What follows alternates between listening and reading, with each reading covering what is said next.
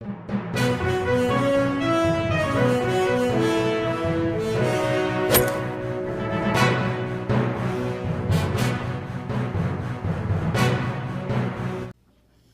باللہ من الشیطان اللعین الرجیم بسم اللہ الرحمن الرحیم الحمد للہ الذی ہدانا لہذا وما كنا لنہتدی لولا ان ہدانا اللہ لقد جاءت رسل ربنا بالحق ثم الصلاة والسلام علی اشرف الانبیاء والمرسلین سیدنا و نبینا و شفیعنا و حبیب قلوبنا و طبیب نفوسنا مولانا و مول الکونین جد الحسن والحسین ابی القاسم مصطفیٰ محمد اللہم صل علی محمد وآل محمد وعلی اہل بیتہ الطیبین الطاہرین المعصومین المظلومین المنتجبین المنتخبین الغر الميامین ولعنۃ اللہ علی اعدائہم اجمعین من الآن الی قیام یوم الدین اما بعد فقد قال اللہ الحکیم فی القرآن الکریم وقولہ الحق وہو اصدق القائلین بسم اللہ الرحمن الرحیم قل ان کنتم تحبون اللہ فاتبعونی یحببکم اللہ صدق اللہ العلی العظیم۔ صلوات پڑھیں محمد وعلی اللہم صل علی محمد وآل محمد۔ سورہ آل عمران کی جس آیے وافی ہدایہ کی تلاوت کا شرف میں نے حاصل کیا، اس میں پروردگار عالم اپنے خاص انداز میں، جیسا کہ میں نے آپ کی خدمت میں عرض کیا کہ جب قرآن مجید میں آیت قل سے شروع ہوتی ہے تو وہاں پر معاملہ یہ ہوتا ہے کہ مخاطبین سے اللہ کے تعلقات اچھے نہیں ہیں، اور یہ تعلقات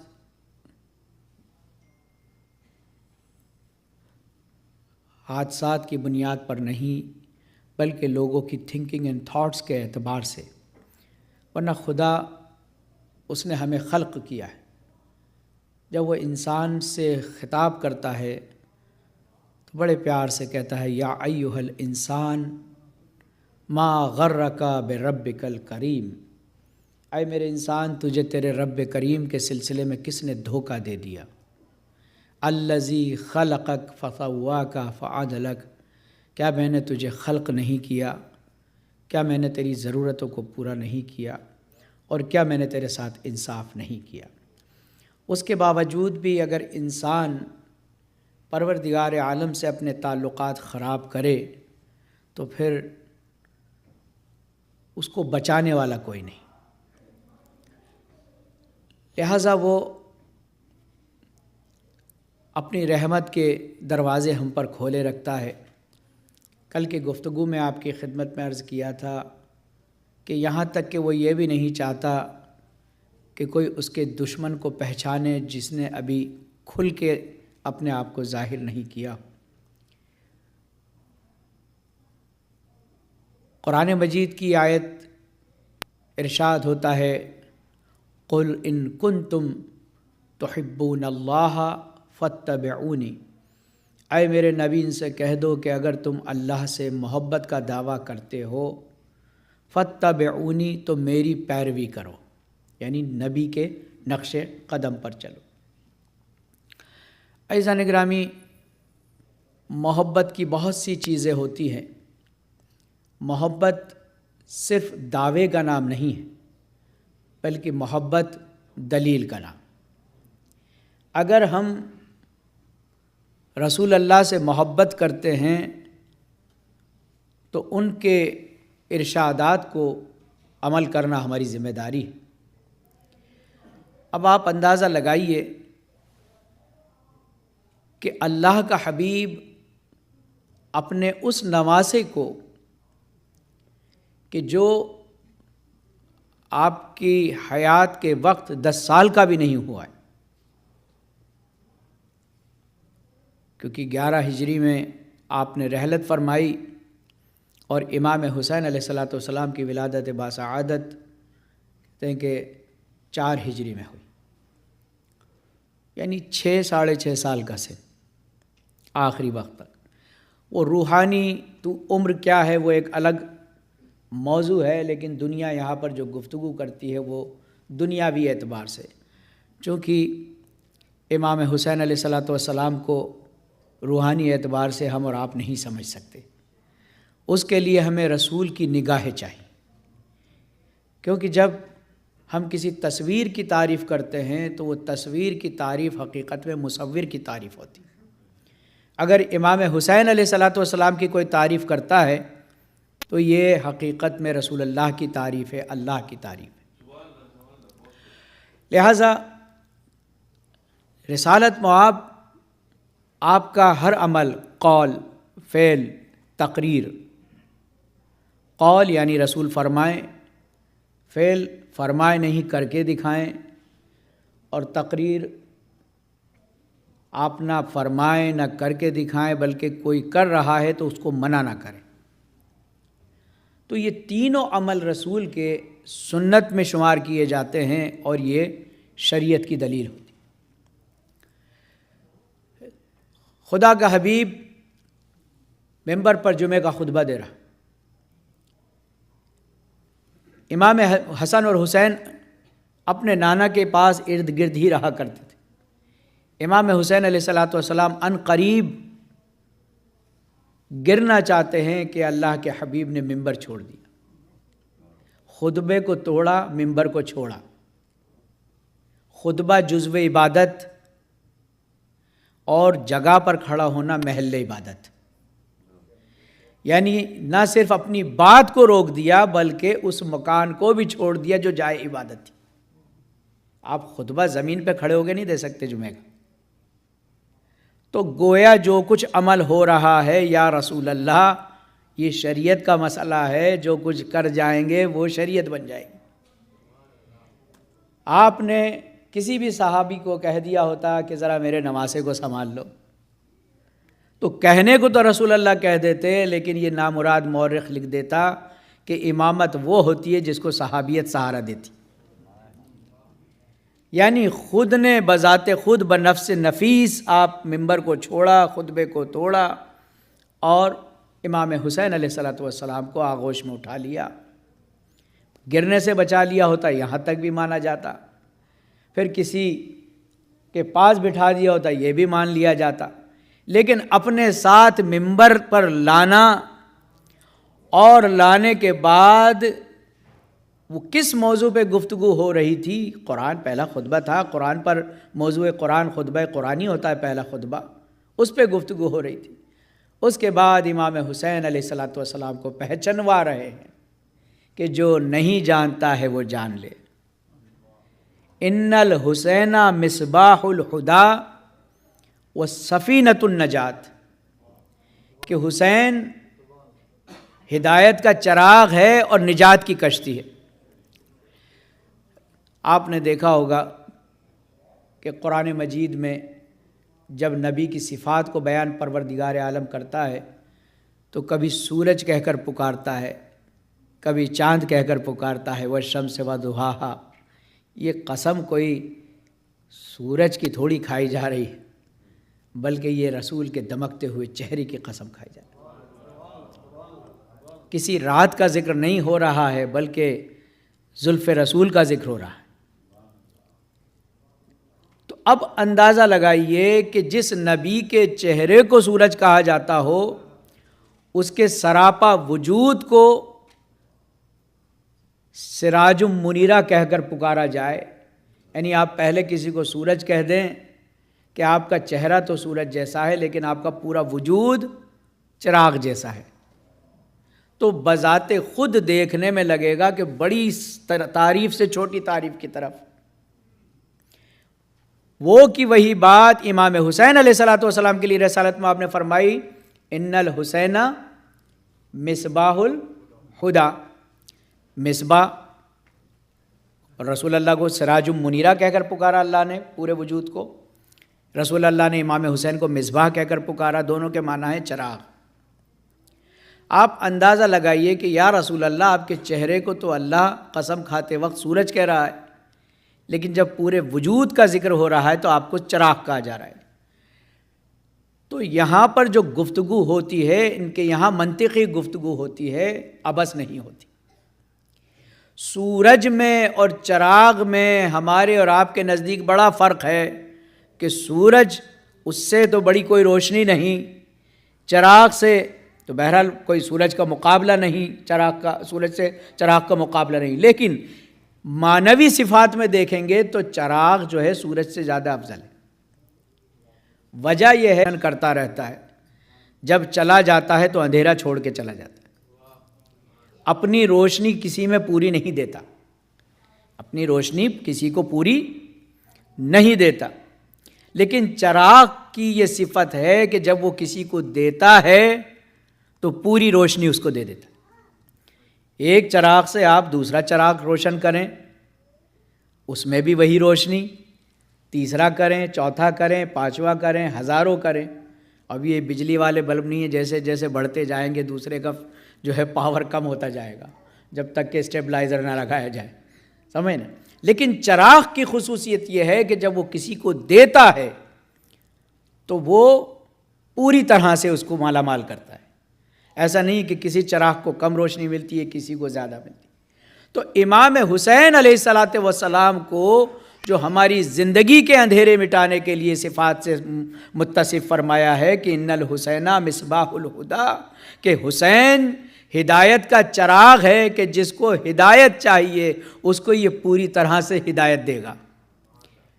وہ سفینۃ النجات، بہت قدیم موضوع ہے سفینے کا۔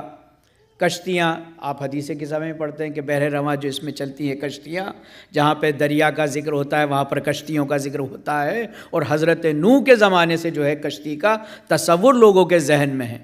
تو پتہ چلا کہ واقع نوح سے بھی پتہ چلتا ہے کہ وہ سب غرق آب ہو گئے، ختم اور تباہ برباد ہو گئے کہ جو کشتی کے باہر تھے، اور وہ سب بچ گئے جو کشتی کے اندر تھے۔ تو اب اس ظلمات کی کشتی سے بچانے والی ذات کا نام امام حسین علیہ الصلوۃ والسلام، اور فرما رہے ہیں کہ حسین منی وانا من حسین، کہ میں حسین سے ہوں اور حسین مجھ سے ہے۔ اب رسول اللہ کے بارے میں کوئی دوسرا اس طریقے کی بات کہے تو ہم کہہ سکتے ہیں کہ بھائی تھوڑا ادب سے کام لو، یہ کیا چھوٹے اور بڑے کا یاد نہیں۔ لیکن جب خدا کا رسول بولتا ہے تو یہ وہی بولتا ہے جو وحی بولتی، یہ وہی بولتا ہے جو وحی بولتی۔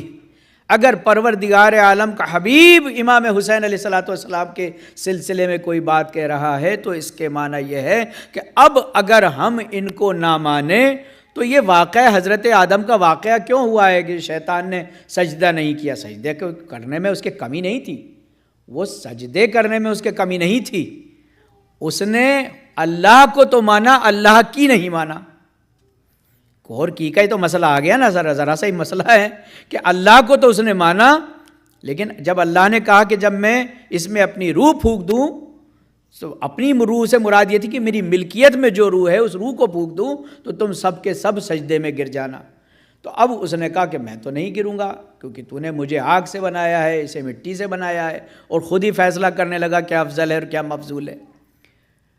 تو وہاں پر شیطان نے اللہ کی بات ماننے سے انکار کیا تھا، اور یہاں پر جو بھی رسول اللہ کی بات کو اس بات سے ماننے سے انکار کرے گا کہ حسین جو ہے ہدایت چراغ ہدایت نہیں ہے یا کشتی نجات نہیں ہے، تو گویا وہ رسول کا گستاخ ہوگا، وہ رسول کا مخالف ہوگا، وہ رسول کی مخالفت کرنے کے لیے۔ تو بات مخالفت تو بہت دور کی بات ہے، اگر رسول کو چھوڑ کر اللہ سے محبت بھی کر لے تو خدا اس کو گناہ تصور کرے، اس کو گناہ۔ قل ان کنتم تحبون اللہ فاتبعونی، اے میرے حبیب ان سے کہہ دیجئے کہ اگر تم مجھ سے محبت کرتے ہو تو پھر یعنی اللہ سے محبت کرتے ہو تو اللہ کے حبیب کی پیروی کرو، اتباع کرو۔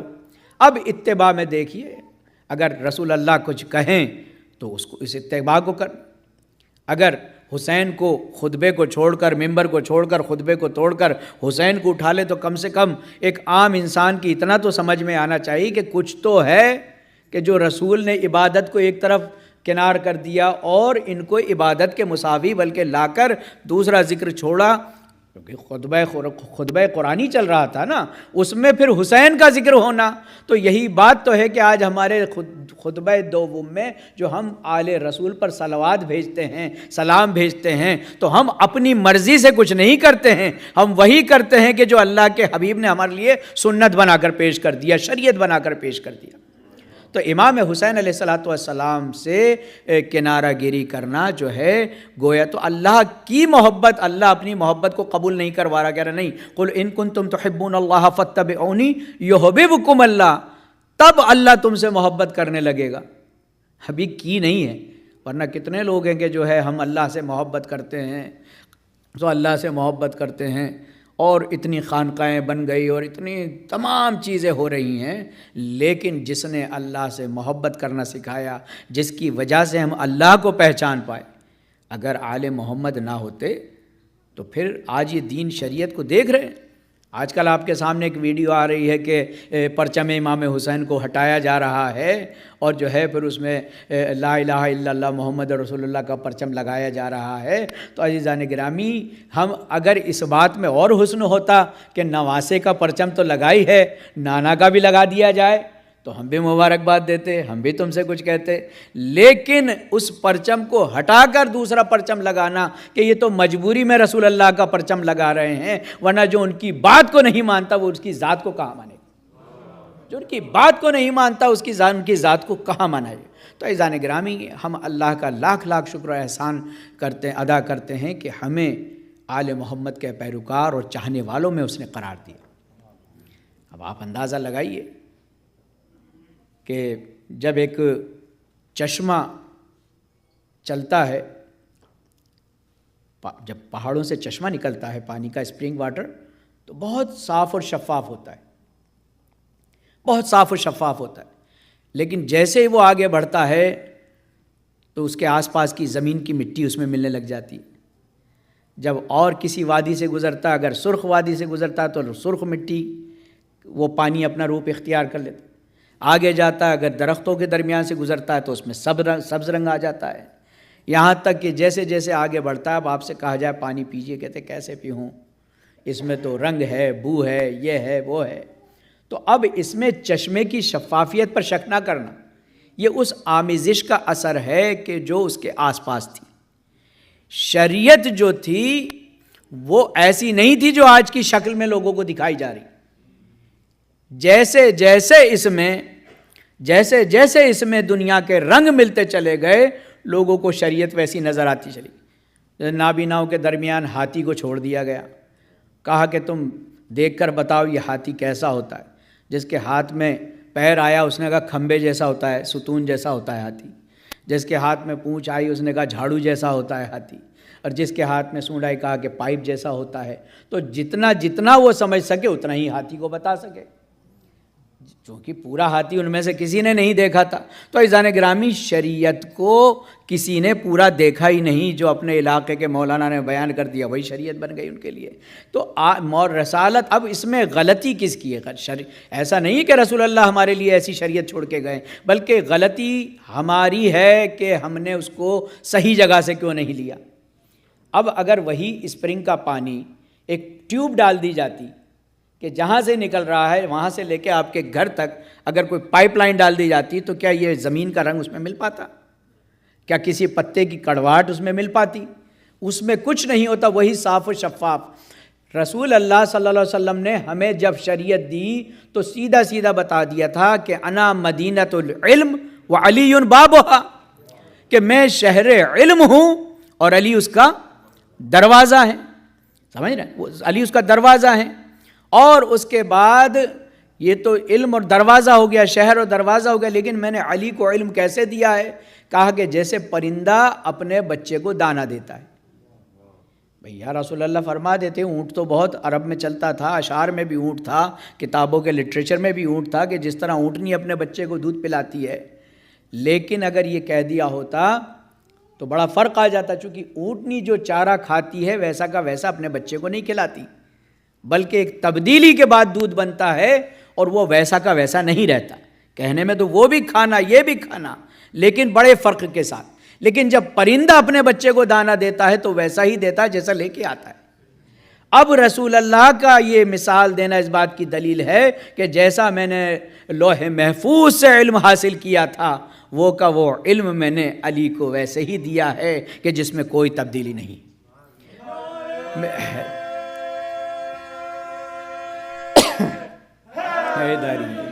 یا علی، تو وہ علم اس میں کوئی تبدیلی نہیں ہے، اس میں شک و شبہ مت کرنا، کیونکہ میں ان محفوظ ہاتھوں کے ساتھ۔ بقیہ شریعتیں کیوں ختم ہو گئی؟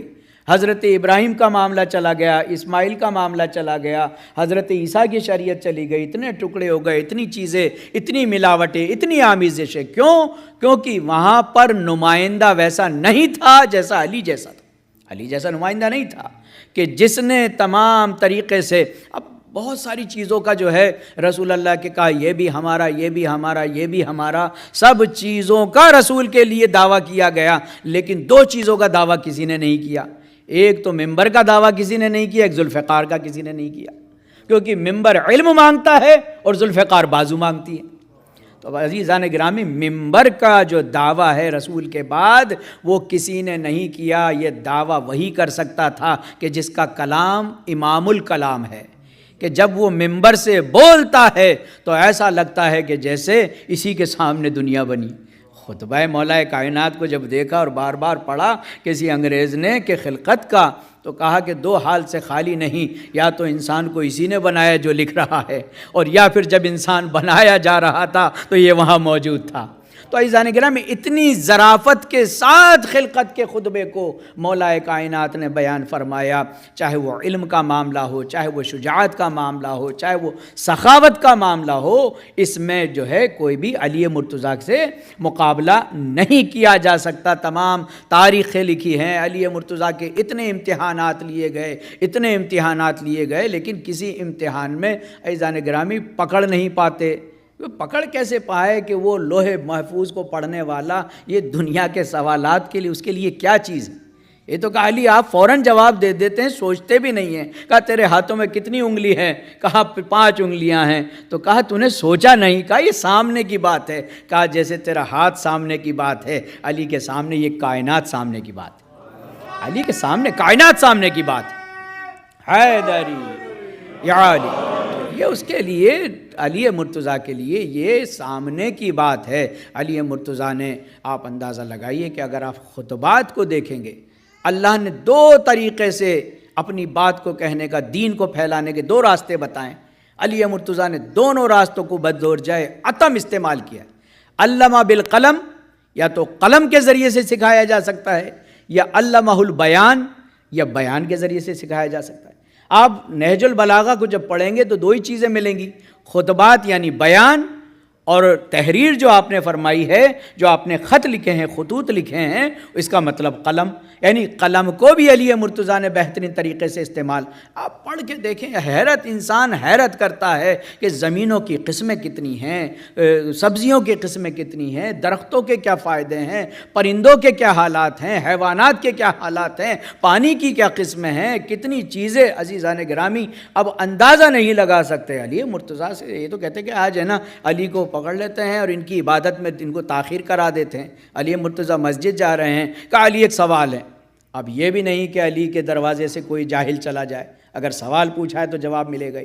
کہا علی ذرا اتنا بتائیے کہ کون کون سے حیوانات جو ہیں وہ انڈے دیتے ہیں اور کون کون سے بچے دیتے ہیں؟ وہ سمجھتا کہ علی لکھوانے لگیں گے، ارے ابھی ڈسکوری چینل معلوم نہیں کر پایا، سمجھ رہے نا، جو تمام کی تمام چیزیں ہیں تو یہ سمجھ رہے تھے۔ مولا کائنات نے فرمایا قاعدہ کلی یہ ہے، جن حیوانات کے کان باہر ہیں وہ بچے دیتے ہیں، جن کے کان اندر ہوتے ہیں وہ انڈے دیتے ہیں۔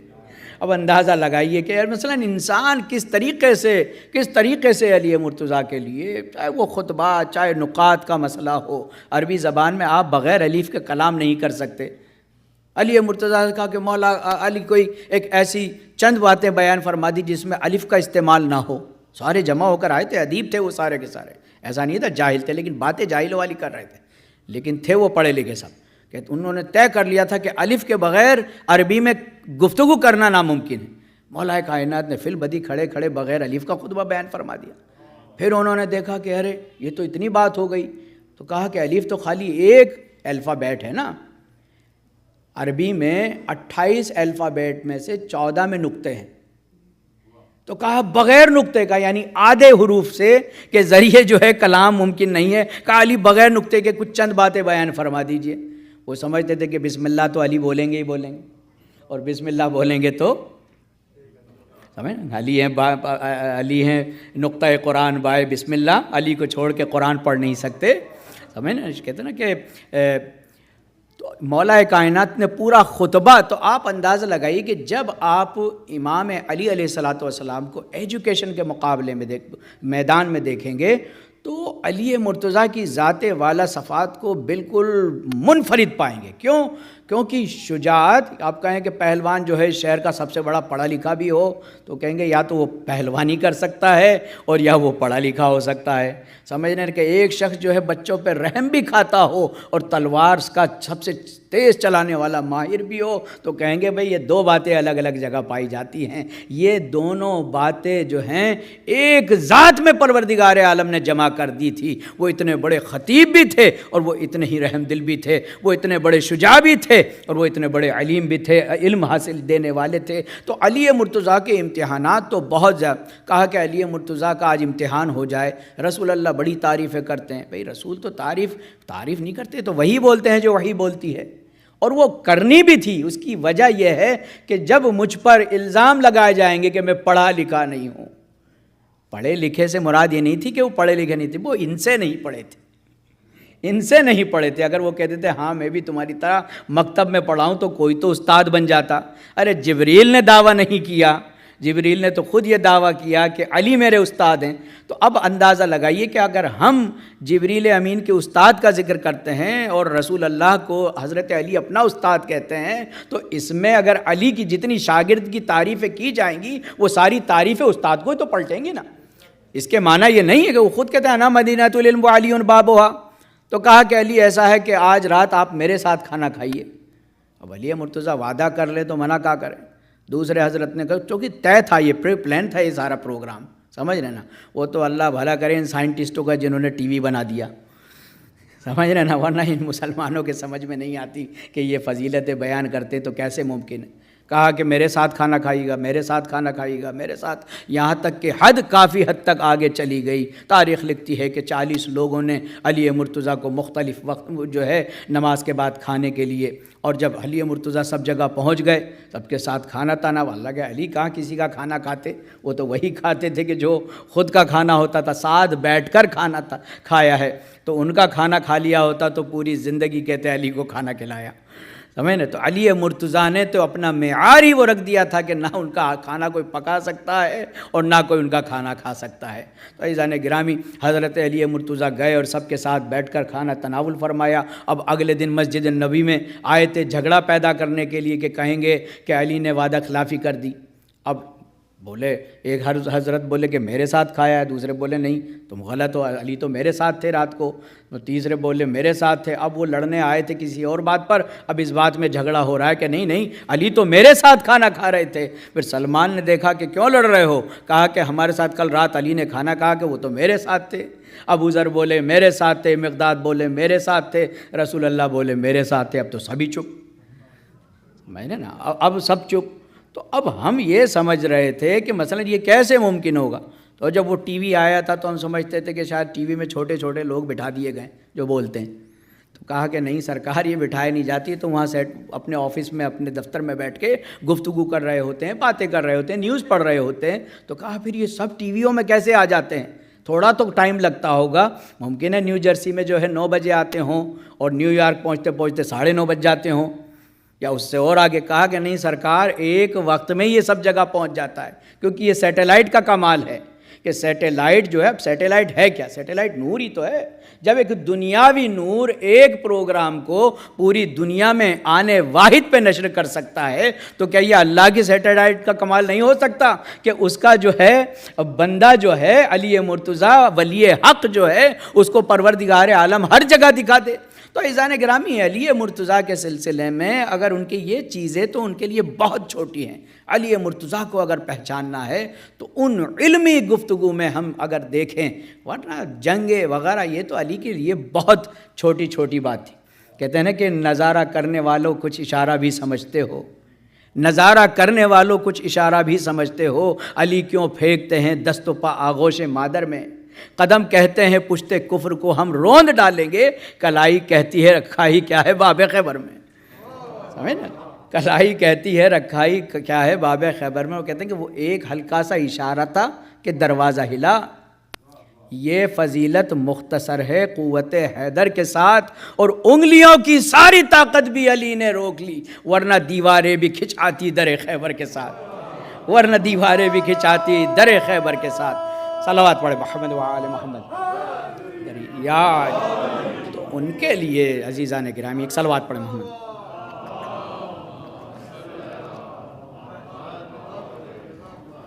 ان کے لیے ان سب چیزوں کے کوئی معنی نہیں ہے، یہ وہ ہیں کہ جن کو حق نے ہماری ہدایت کے لیے بھیجا ہے۔ اگر یہ نہ ہوتے تو خدا کی قسم ہم لوگ بھی نہ جانے عقیدے کے کس مجدار میں پھنسے ہوئے ہوتے۔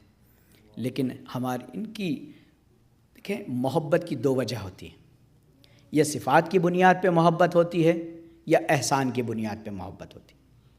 صفات کی بنیاد پر اگر کسی میں اچھے ایٹریبیوٹس پائے جاتے ہیں تو چاہے وہ آپ سے ملے یا نہ ملے، آپ اس کی صفت کو سن کے محبت کرتے۔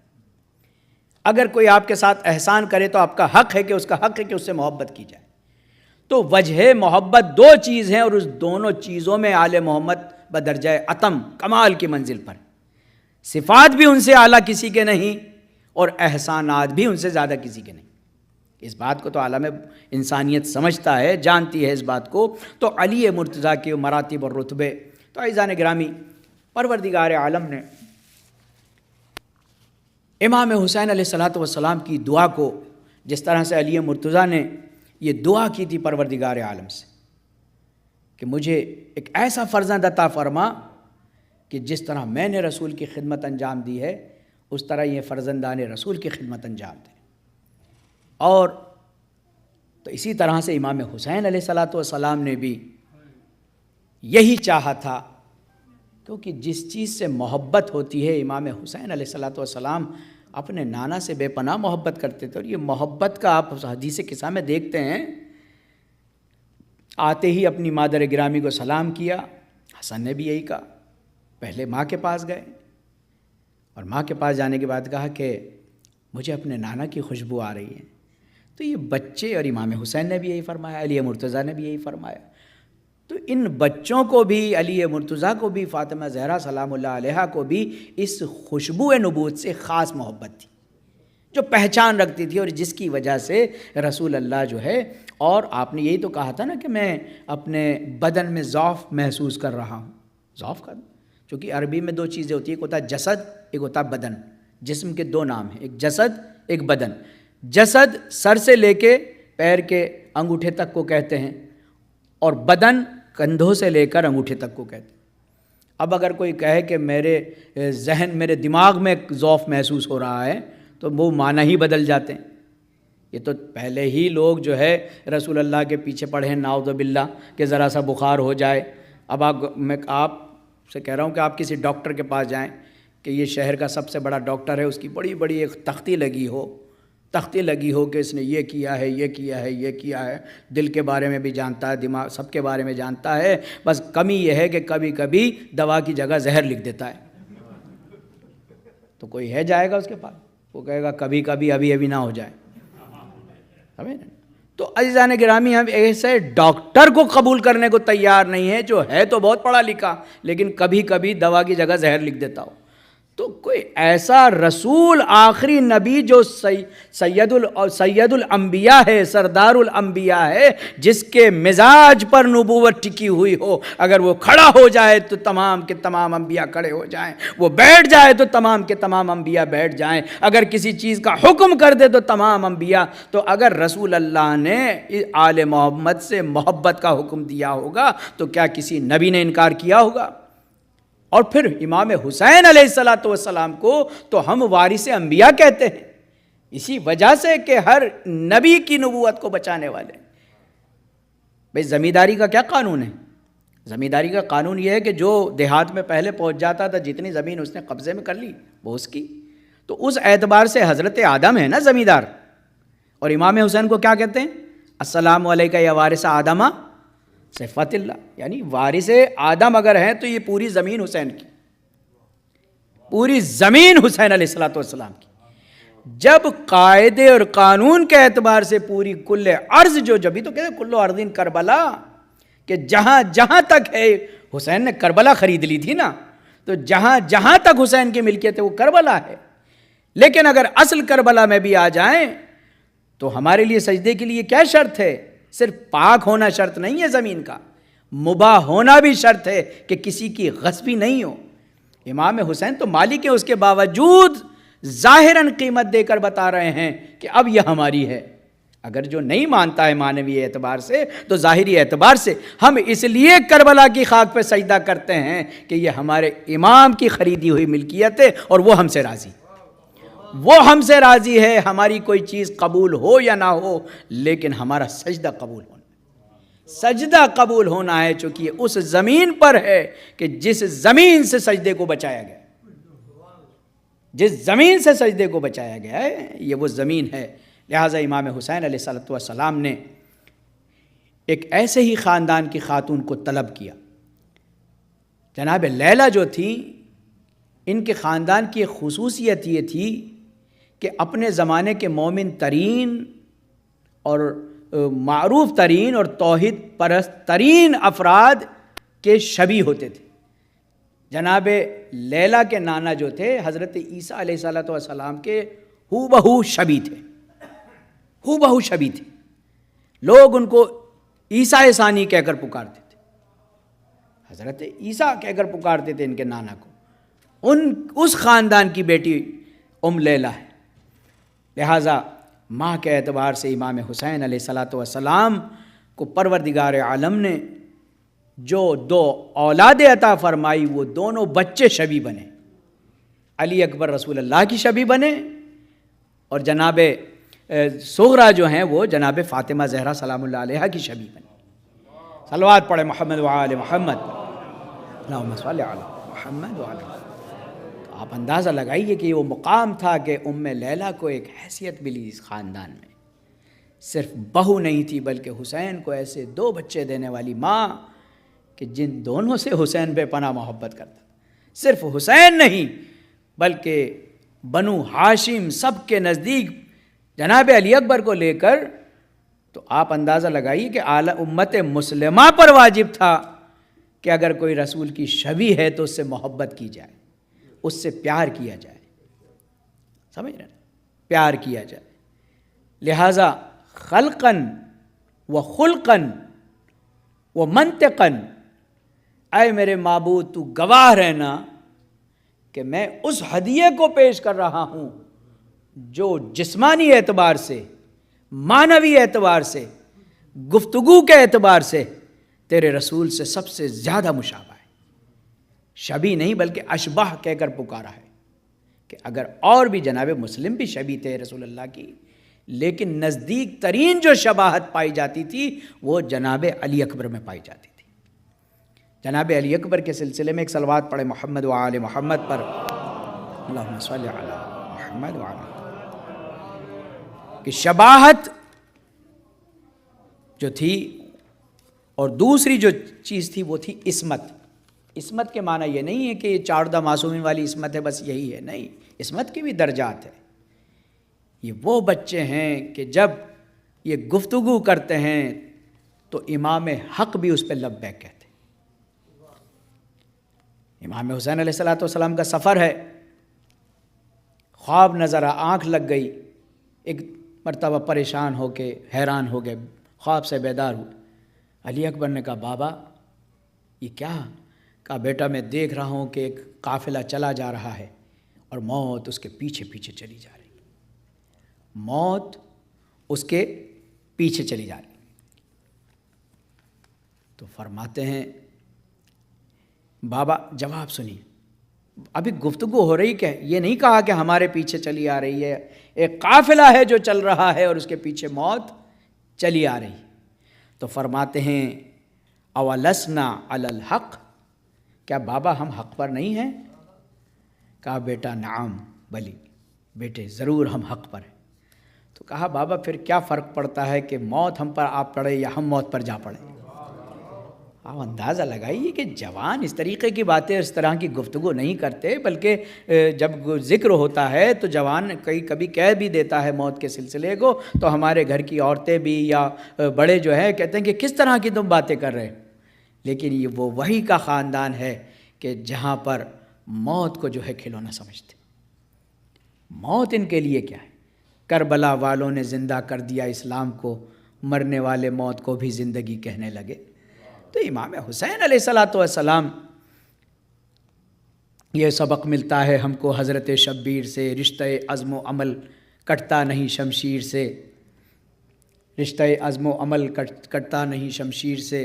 اور کہہ کے یہ جنت سدھارے جانثاران حسین، دوستو آؤ گلے ملتے چلیں شمشیر سے. سمجھے؟ تو ان کے لیے امام حسین علیہ السلام کے اس فرزند کے لیے عصمت، ٹھیک عصمت کبریٰ نہیں تھی، لیکن امام حسین علیہ السلام کی حاضری میں رہنے والے جناب علی اکبر کی صحیح میں جو پرورش کی ہے وہ امام حسن مجتبیٰ نے کی.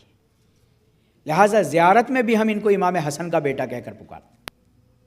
شباہت میں رسول اللہ تو اکثر کہتے ہیں کہ بھئی باپ بیٹے میں شباہت ہوتی ہے. تو جب آپ جناب علی اکبر کی جب زیارت وارثہ کے بعد پڑھتے ہیں تو پڑھتے ہیں السلام علیکہ یا ابن رسول اللہ، السلام علیکہ یا ابن نبی اللہ، السلام علیکہ یا ابن امیر المومنین. چونکہ شجاعت میں جناب علی اکبر کو علی ثانی کہہ کر پکارا جاتا تھا. یہ اسی طرح سے تھے. کیوں؟ کیونکہ علی کے شاگرد جناب ابوالفضل العباس کے شاگرد تھے. جناب عباس نے جو نقشہ تیار کیا تھا اور حبیب ابن مظاہر کو دکھایا تھا، یہی تو کہا تھا کہ یہاں علی اکبر کھڑے ہوں گے، یہاں اون و محمد کھڑے ہوں گے، یہاں پر آپ ہوں گے، یہاں میں ہوں گا. تو حبیب نے یہ گلے لگا لیا تھا کہ عباس آج پتہ چل گیا کہ تم علی کے پکے شاگرد ہو. یہ جنگ کا نقشہ جو تم نے بنایا، کس کی مجال، جب تک ہم نہ چاہیں تب تک کوئی ہمارے آقا کے پاس تک نہیں آ سکتا. تو شجاعت کے اعتبار سے جناب علی اکبر کو حضرت علی کا بیٹا کہہ کر پکارا جاتا. السلام علیکہ یا ابن امیر المومنین، السلام علیکہ یا ابن الحسن، السلام علیکہ یا ابن الحسین الشہید ایھا الشہید وابن الشہید. تو امام حسن مجتبیٰ علیہ السلام نے، چونکہ اس وقت امام وہ تھے اور ہدایت کوئی بھی کر سکتا ہے، لیکن جب امام وقت ہوتا ہے تو اس امام وقت کے ہی ہدایت اور اسی کے اشارے اور اسی کے حکم کو مانا جاتا ہے. لہٰذا امام حسن مجتبیٰ نے آپ کی، اور اسی طریقے سے امام حسن کے بعد ان کی شہادت کے بعد جناب قاسم کی تربیت جو ہے امام حسین علیہ السلام نے کی تھی. تو اس گھرانے میں اپنے بچوں کی طرح دوسرے بچوں کو بھی مانا جاتا تھا. اور امام حسن مجتبیٰ نے صبح قیامت تک کے لیے جو آل محمد کے چاہنے والے اور ان کے شیعہ جو بھی ترقی کریں گے بچے، ان کے لیے امام حسن کی دعا ہے. امام حسن مجتبیٰ کی 70% حدیثیں بچوں کی تربیت کے سلسلے میں. کیوں؟ کیونکہ اس طرف شام میں معاویہ علی دشمن علی کے لیے بچوں کو بڑا کیا جا رہا تھا، ادھر حسن مجتبیٰ نے ان بچوں کو علی کی محبت میں بڑا کرنا شروع کر دیا. یہ تو ہوتا تھا نا کہ بچوں کی جو شام کے لوگ کیوں علی سے دشمنی کرتے تھے. بہترین خوبصورت بکری کے بچے امپورٹ کرائے جاتے تھے، بچوں کو بانٹے جاتے تھے. کہا تمہیں امیر شام نے یہ دیے تحفے میں. جب بچے ان بکری کے بچوں سے مانوس ہو جاتے تھے، محبت کرنے لگتے تھے، تو نقاب پوشوں کو بھیج کر وہ چھین لیے جاتے تھے اور کہا کہ ہمیں علی نے بھیجا ہے، تاکہ یہ بچوں کے ذہن میں ایک مزاج بنایا جائے کہ امیر شام وہ ہے جو بچوں کے ساتھ رحم دلی کرتا ہے اور علی وہ ہے جو بچوں سے بکری کے بچے چھین لیتا ہے. تو اس کے مقابلے میں امام حسن مجتبیٰ نے جو مشن شروع کیا تھا، بچوں کو بڑھانا شروع کیا، ان کو بلندی پر پہنچانا شروع کیا، ان کی تعریفیں کرنا شروع کی، ان کی تربیت. ان کی حدیثوں میں 70% حدیثیں بچوں کی تربیت میں پائی جاتی. تو آپ اندازہ لگائیے کہ جس کے مزاج میں، جس کی فکر میں بچوں کی تربیت اچھی ہو، تو انہوں نے علی اکبر کی کیسی تربیت کی ہوگی. خلقاً و خلقاً حسین کو کہنا پڑا کہ میرے معبود، اخلاق میں بھی یہ رسول جیسا ہے، خلقت میں بھی یہ رسول جیسا ہے، اور منطقاً بولنے میں بھی، نطق میں بھی یہ رسول کی طرح بولتا ہے. کیا اس کا نرم لہجہ ہے. اذان سننے کے لیے لوگ جو ہے دیوانے رہتے تھے علی اکبر کے. تو علی اکبر اور شجاعت میں دیکھا جائے تو جناب علی اکبر کوئی معمولی نہیں تھے. ایک پہلی مرتبہ جب آپ نے حملہ کیا ہے تو 120 ناریوں کو واصل جہنم کی. اور دوسرے حملے میں، چونکہ اس دوسرے حملے میں مسئلہ یہ تھا کہ حسین پیچھے پیچھے دوڑ رہے تھے، تو علی اکبر کا معاملہ یہ نہیں تھا کہ خالی میدان کو دیکھنا ہے، بابا کو بھی دیکھنا ہے. اس کے باوجود شجاعت کا عالم یہ ہے کہ دور دور تک سپاہی نہیں ہوتے. کربلا کے معرکے میں جو جناب ابوالفضل العباس کا خوف طاری تھا دشمن پر، اس کی وجہ یہی تھی کہ ہمارے ہر جوان نے اپنے رجز میں پڑھا تھا کہ میں عباس کا شاگرد. جناب مسلم بن عقیل کے بیٹے شجاعت میں نے عرض کیا تھا کہ آواز پر وار کرنے والا جوان، خود حضرت عون و محمد میں سے جو حضرت عون، آپ اندازہ نہیں لگا سکتے کہ کہاں تک، یعنی اب آپ جائیں گے تو حضرت عون کا روزہ بہت دور ہے، وہاں تک حملہ کرنے والا یہ وہی کر سکتا ہے کہ جس کو عباس نے تربیت کیا ہو. اور یہی عالم جناب علی اکبر کا تھا. عزیزان گرامی، یہ ایام وہ نہیں کہ جس میں اور بقیہ گفتگو جن کا حق بنتا ہے، حصہ ہے کہ ہم ان کے سلسلے میں، اس سلسلے میں جب تاریخ لکھتی ہے کہ امام حسین علیہ الصلاۃ والسلام کسی بھی جانثار کی لاش کو لاتے تھے اور ایک خیمے میں رکھ دیا کرتے تھے، اس کے بعد میرا امام تنہائی میں چلا جاتا تھا اور منہ موڑ کے گریا کرتا تھا.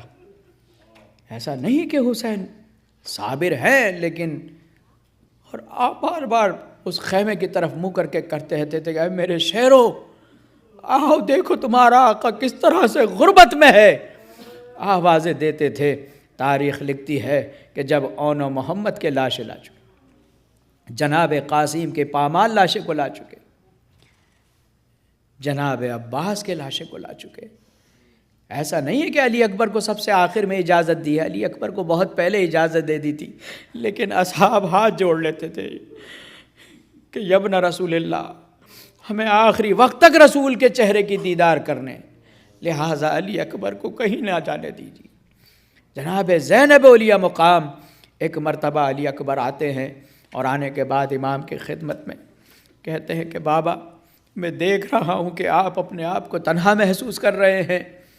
کہا میرے لال، کہا بابا مجھے بھی میدان جنگ میں جانے کی اجازت دیجیے.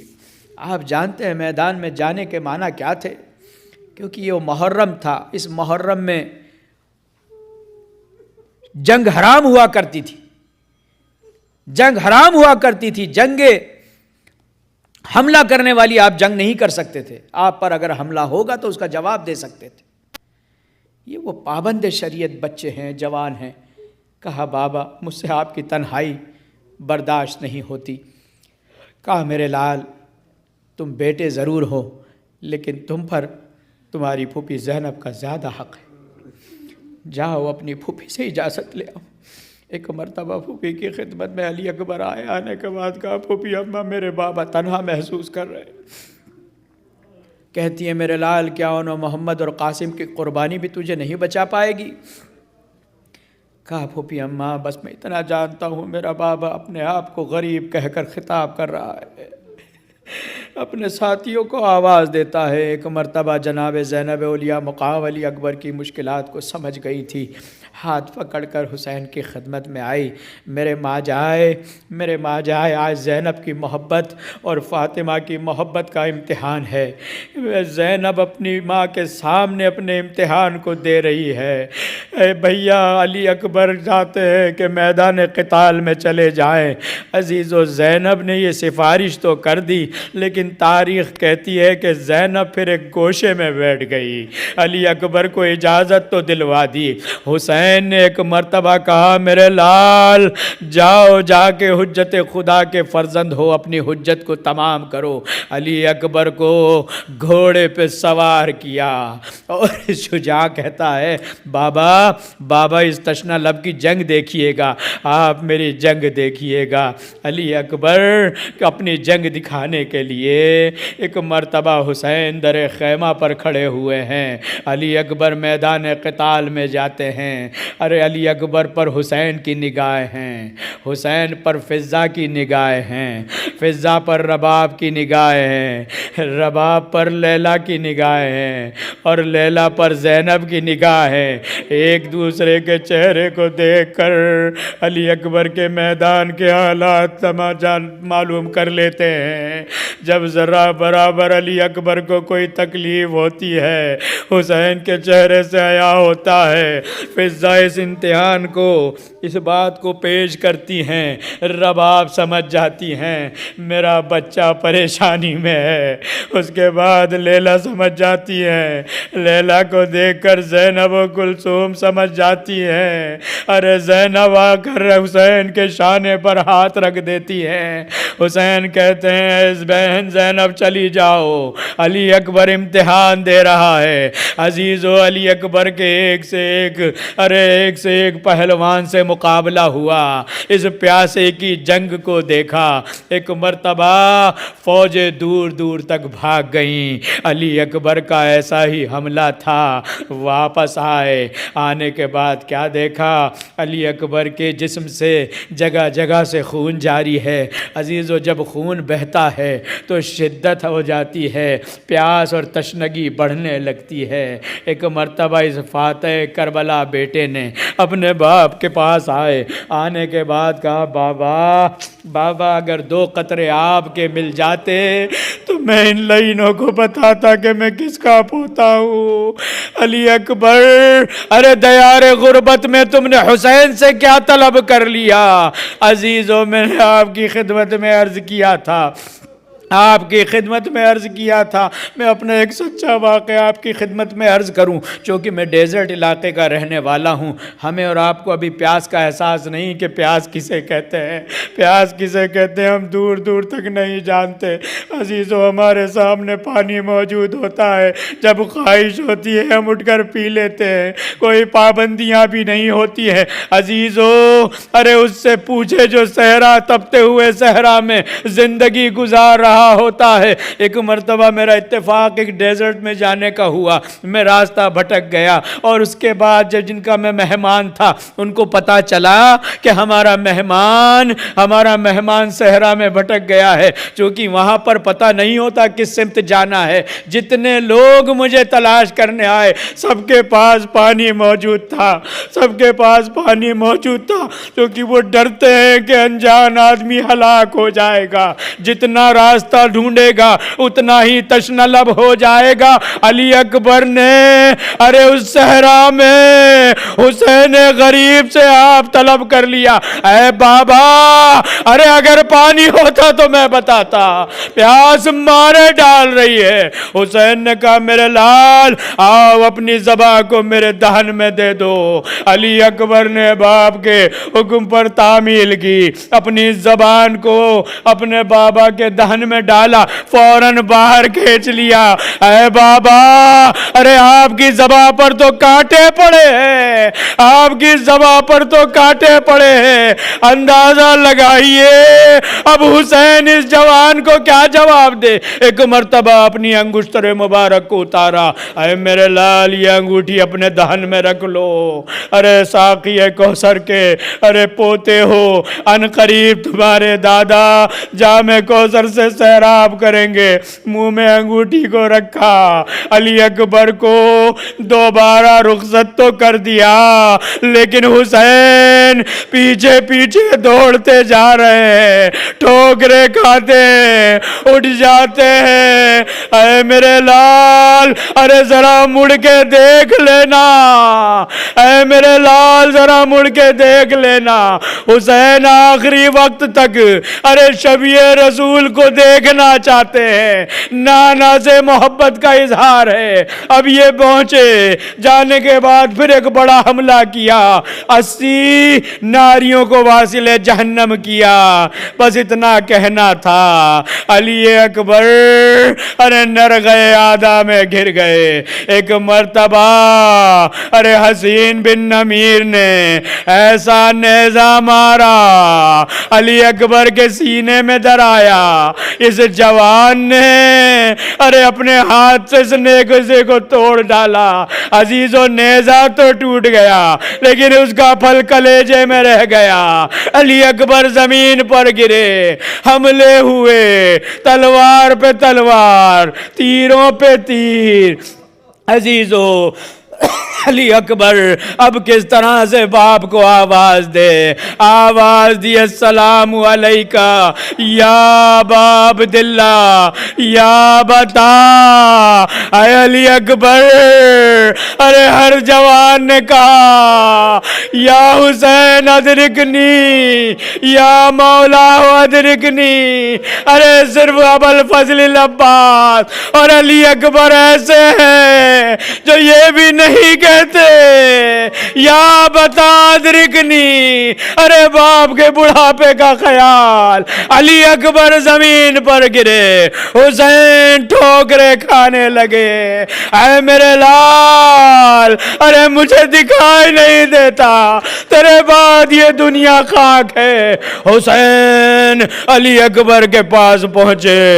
اب جوان بیٹا ایڑیاں رگڑ رہا ہے، خون بہ رہا ہے۔ کبھی گیسو سوارتے ہیں، علی اکبر نظر نہیں آتے۔ حسین اپنے ہاتھوں سے اپنے جوان کے جسم کا مشاہدہ کرتے ہیں۔ ایک مرتبہ حسین کا دست مبارک علی اکبر کے جمے ہوئے ہاتھ پر پہنچا۔ اے میرے لال، ارے یہ کلیجے پہ ہاتھ کیسا؟ کہا بابا، ارے برچی کا پل میرے سینے میں رہ گیا۔ میرے لال، تیری تکلیف کو میں سمجھتا ہوں، ابھی میں اس کو دور کیے دیتا ہوں۔ عزیزو کیسے ممکن ہے کوئی امام سے اپنی مشکل بتائے اور یہ مشکل کشائی نہ کرے؟ حسین نے آستین کو چڑھایا، دونوں زانوؤں کو خاک کربلا پہ ٹکایا، جسم کی طاقت کو سمیٹا۔